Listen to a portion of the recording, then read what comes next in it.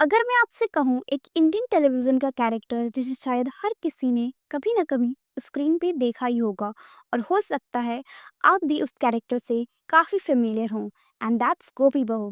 लेकिन real life में गोपी बहू यानी देवलीना भट्टाचार्य जी एक काफ़ी लेयर्ड और इंस्पायरिंग इंसान है, और उनकी रियल लाइफ स्टोरी में अभी काफ़ी कुछ चल रहा है। टीवी पर तो उन्होंने एक आइडल बहू का रोल प्ले किया, पर रियल लाइफ में उन्होंने स्टीरियोटाइप्स तोड़े by marrying a man of her own choice, और अब वंस अगेन वो अननेसेसरली टारगेट की जा रही हैं। इस बार रीज़न और भी रिडिकुलस है, हर बेबीज स्किन टोन। पर एग्जैक्टली हुआ क्या है, चलिए पहले देवेलिना के बैकग्राउंड पे एक क्विक लुक लेते हैं। देवेलिना का जन्म हुआ था 22 अगस्त 1990 को असम में। वो एक हिंदू मॉडेस्ट फैमिली से हैं। पापा बंगाली थे और माँ असमी, लेकिन उनका चाइल्डहुड स्मूथ नहीं था। सिर्फ 7 साल की उम्र में उन्होंने अपने फादर को खो दिया था। उसके बाद एजुकेशन के लिए वो दिल्ली आए, निफ्ट से पढ़ाई की। उसके बाद एक्टिंग के ड्रीम के पीछे वो मुंबई शिफ्ट हो गई। देवलीना ट्रेंड भरतनाट्यम डांसर भी हैं और क्लासिकल म्यूजिक में भी उनका बैकग्राउंड है। Even as a jewellery designer उन्होंने काम किया है। लेकिन जो उनका पहला बिग ब्रेक था वो मिला reality show dance India dance के सीजन 2 में, और वहाँ से धीरे धीरे उनके एक्टिंग करियर का जर्नी शुरू हुआ। सबसे बड़ा टर्निंग पॉइंट था साथ निभाना साथिया में गोपी अहम मोदी का रोल। एक सिंपल सॉफ्ट स्पोकन बहू बनकर देवलीना एक नेशनल सेंसेशन बन गई थी, और ऑनेस्टली उसके बाद उनका नाम ही गोपी बहू बन गया। आपको शायद याद हो, उनसे पहले भी गोपी बहू का रोल जिया मानिक ने किया था, बट देवलीना ने उस रोल को अपनी पहचान बना लिया। लेकिन उनकी पर्सनल लाइफ का जो फेस था वो और भी बोल्ड था। 2022 में देवलीना ने सबको सरप्राइज कर दिया जब उन्होंने शादी की क्वाइटली अपने long time partner Shahnawaz Sheikh से। ना वो कोई एक्टर हैं, ना कोई बिलियनर, एक जिम ट्रेनर और एंटरप्रेन्योर हैं। और हाँ, वो डिफरेंट रिलीजन से बिलोंग करते हैं। शादी के बाद काफ़ी ट्रोलिंग हुई, लोगों ने अब्यूजिव कमेंट्स किए, रिलीजन, प्रोफेशन, लुक्स, सब पर सवाल उठे। सोशल मीडिया लिटरली बैटलफील्ड बन गया था।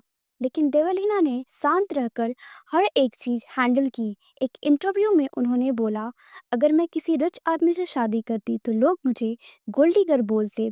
अगर मैं किसी सुपरस्टार से शादी करती तो लोग बोलते इसने एक टीवी एक्टर से शादी क्यों की।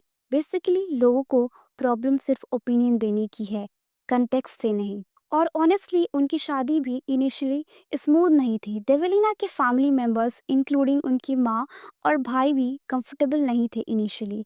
शहनवाज के साइड से भी हेजिटेशन थी, but over time love found its way. सबसे ब्यूटीफुल बात ये थी कि किसी ने अपना फेथ चेंज नहीं किया। देवलीना आज भी पूजा करती हैं और शहनवाज आज भी नमाज पढ़ते हैं। उनका रिलेशनशिप बेस्ड है को एग्जिस्टेंस और म्यूचुअल रिस्पेक्ट पर। फिर आया उनका लाइफ का नेक्स्ट चैप्टर, मदरहुड। उनका क्यूट सा बेटा है जिसका नाम है जॉय, अडोरेबल नेम, राइट। पर जैसे ही देवलीना ने अपनी बेबी की फोटो सोशल मीडिया पे पोस्ट की, ट्रोल्स फिर से आ गए। दिस टाइम उन्होंने देवलीना के बेबी के स्किन टोन को टारगेट करना शुरू कर दिया। सम कमेंट्स वे लिटरली डिस्गस्टिंग। इतना काला है, किसका बच्चा है, वापस करो, काला टीका लगाया या पूरा काला कर दिया, गोपी बहू कालू मदारी आया।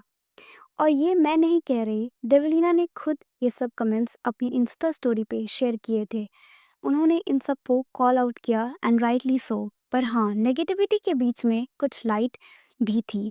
कुछ लोगों ने सपोर्ट किया। Heart breaking to see negativity towards an innocent baby. People really need to learn basic kindness. और एक कमेंट पे तो देवेलिना ने खुद जवाब दिया, why are Indians obsessed with white skin. उनका जवाब था, not all but yes, uneducated and frustrated लोगों में ये ऑब्सेशन डीपली रूटेड है। Now just think about it, एक वुमेन को ट्रोल किया जाता है for who she is marries, और उसके बाद उसके बच्चे को ट्रोल किया जाता है for something as natural as skin tone. ये सब देवलीना की बात नहीं है, ये सिस्टम वाइड प्रॉब्लम है। एक और एग्जाम्पल है रुबीना दिलक।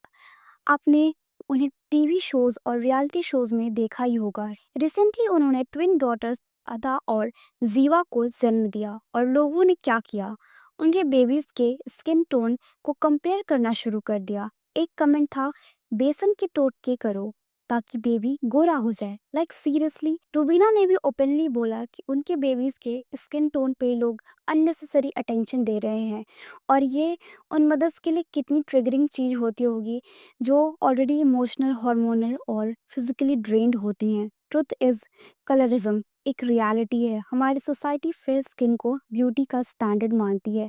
मैट्रिमोनियल एड्स में गोरी लड़की चाहिए लिखा होता है, फेयरनेस क्रीम्स टीवी पे चाहिए होती हैं, और इसका रिजल्ट छोटी छोटी लड़कियों को लगता है कि अगर वो फेयर नहीं है तो वो ब्यूटीफुल नहीं है। ये ऑब्सेशन कभी ब्रिटिशर्स कोलोनाइजर्स के वजह से डेवलप हुआ था, जिन्होंने हमें दिखाया कि white skin equals to power, respect and status. लेकिन क्या आपको पता है, ये ऑब्सेशन सिर्फ कॉलोनियल इम्पैक्ट नहीं है। एंशियंट चाइना और जापान में भी फेयर स्किन लग्जरी और अपर क्लास स्टेटस का सिंबल मानी जाती थी। औरतें अपने चेहरे पे वाइट पेंट लगाती थी ताकि दिख सके कि वो इंडोर एलाइट लाइफस्टाइल जीती हैं। सेम इंडिया में भी हिस्टोरिकल टेक्स्ट में किंग्स एंड क्वींस को फेयर डिस्क्राइब किया जाता था। सो बेसिकली डार्क स्किन को एसोसिएट किया गया फिजिकल लेबर और पॉवर्टी के साथ, जबकि fair skin equals to pampered, powerful, privileged. और ये ही सोच जनरेशन्स तक पास होती गई। तो जब देवनीना या रुबीना जैसी एक्ट्रेसेस पब्लिकली इस थिंकिंग के खिलाफ खड़ी होती हैं, वो सिर्फ अपने लिए नहीं बल्कि हर उस माँ के लिए लड़ रही हैं जिसे सोसाइटी ने कलर के बेसिस पे जज किया, बिकॉज नो मदर और child deserves to be same like this. अगर आप भी इस इशू से एग्री करते हो तो अपना ओपिनियन नीचे कमेंट सेक्शन में ज़रूर लिखिए, और अगर वीडियो पसंद आए तो लाइक, शेयर एंड सब्सक्राइब ज़रूर किए। मैं मिलूंगी आपसे एक नए टॉपिक के साथ। Till then, stay kind, stay aware.